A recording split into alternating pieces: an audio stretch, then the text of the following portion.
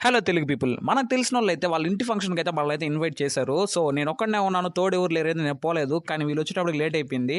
అక్కడికెళ్ళి చూస్తే అన్నీ అయిపోయి ఉన్నాయి మామ. ఏం లేవు లోపల. ఆడంతా మొత్తం క్లీన్ అయిపోయి ఉన్నాయి. ఏందిరా ఇది అనుకుంటా ఉంటే లోపల ఏం లేదు డొల్లా.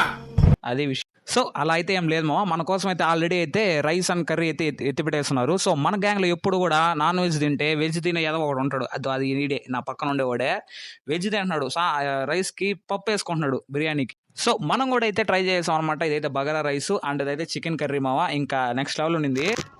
వివాహ భోజనము సర్లే. ఇంకా రైస్ విషయానికి వస్తే అంత స్పైస్‌గా లేదు. అలానే అంత సప్పగా లేదు మామ. నార్మల్ రేంజ్‌లో బాగుంది. ఇంకా మెయిన్ మ్యాటర్ అయితే ఆ కర్రీ మామ. నెక్స్ట్ లెవెల్ ఉంది మామ కర్రీ అయితే. ఇక చికెన్ పీసెస్ అయితే కూడా బాగా అయితే కుక్ అయినాయి మామ. తర్వాత నేను అనుకున్నాను మామ, ఒకవేళ మనం గాని పోకపోయింటే ఇంత మంచి కర్రీ అయితే మిస్ అయిపోయి ఉంటామని. నెక్స్ట్ లెవెల్ ఉండింది మామ.